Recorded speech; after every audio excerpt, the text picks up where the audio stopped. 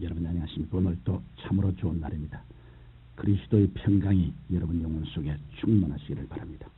저는 오늘 여러분과 함께 창세기 12장 1절로 3절의 말씀을 가지고 위대한 삶과 꿈이란 제목으로 은혜를 나누고자 합니다.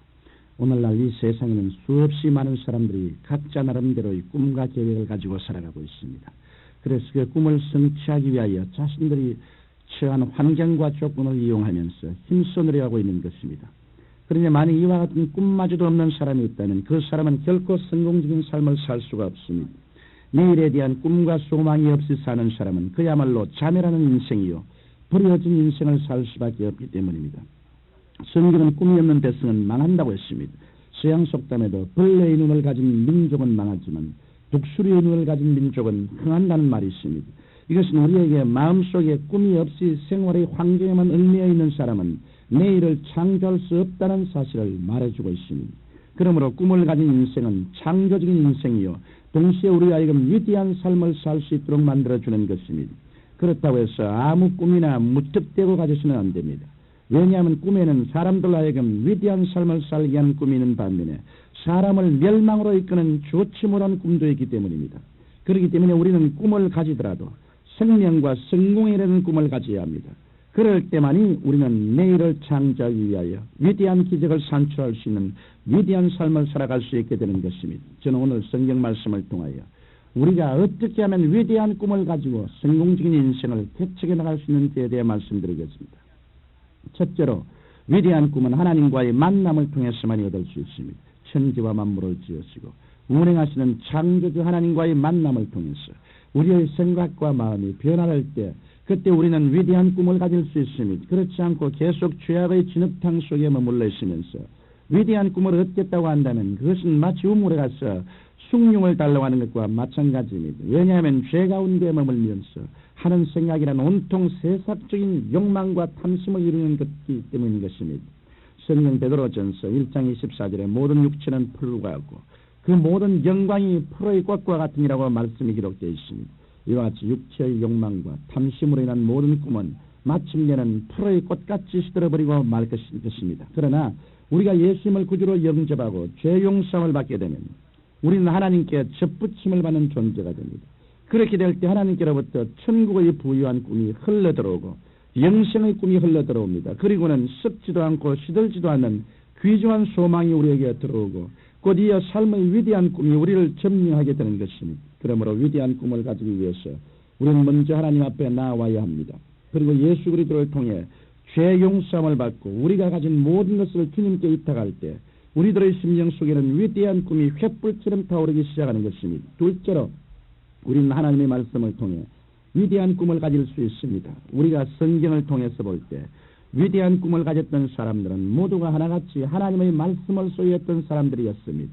아브라함은 그 나이가 75세에 이르기까지 그저 평범한 삶을 살고 있었습니다. 그런데 환기에 접어들고 있던 그에게 새로운 인생이 펼쳐지기 시작하였습니다.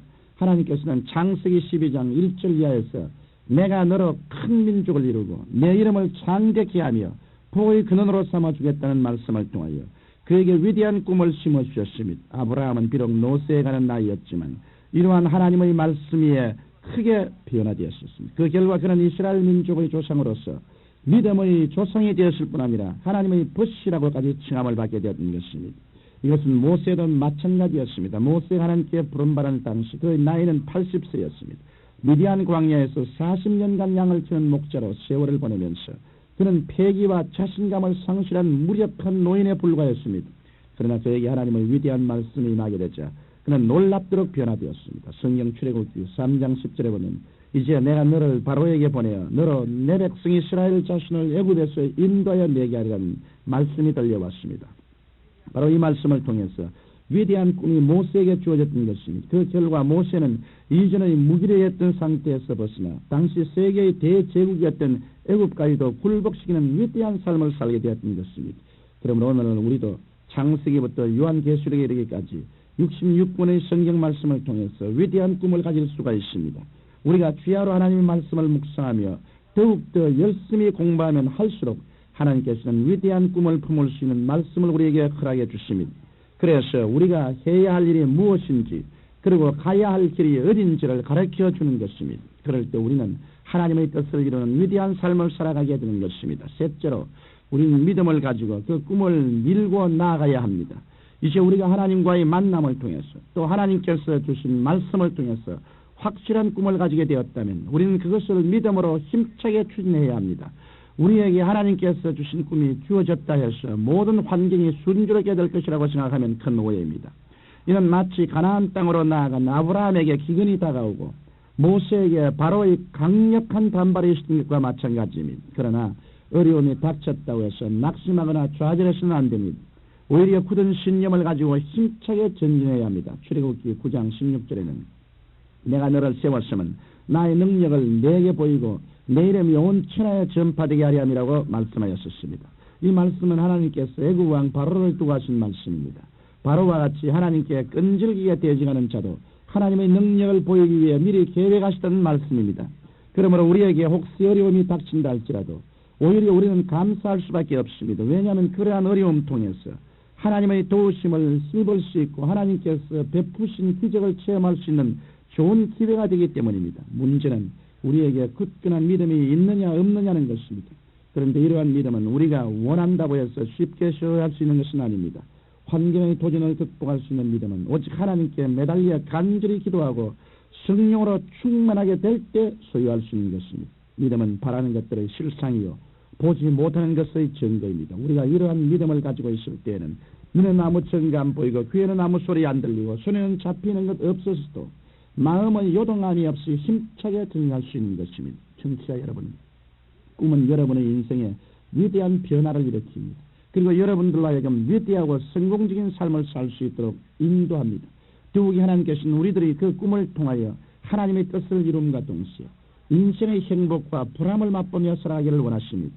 하나님의 위대한 사역은 바로 꿈을 잉태하고 그 꿈을 끝까지 부여잡는 사람을 통해서 이루어지는 것입니다. 여러분께서 꿈을 키워나가는 것이 아니라 꿈이 여러분을 붙잡고 키워나가게 되는 것입니다.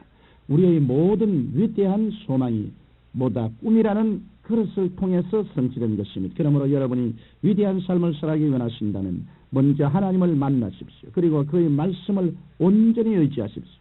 그래서 하나님께서 주셔서 잉태된 꿈을 통해 확실한 목표와 계획을 세우고 믿음으로 굳게 밀고 나가십시오. 그럴 때 여러분은 주의 능력이 기적같이 많은 위대한 삶을 살아갈 수 있게 될 것입니다. 살아계신 아버지, 꿈이 없는 백성은 망합니다. 아버지, 꿈은 우리 모든 마음의 소원을 성취시키는 그릇입니다. 그러므로 우리가 꿈을 키우는 것이 아니라 꿈이 우리를 키워나간다는 것을 알게 도와주시옵시고 힘차게 꿈을 부여잡게 도와주옵소서. 예수님 이름으로 기도합니다. 아멘.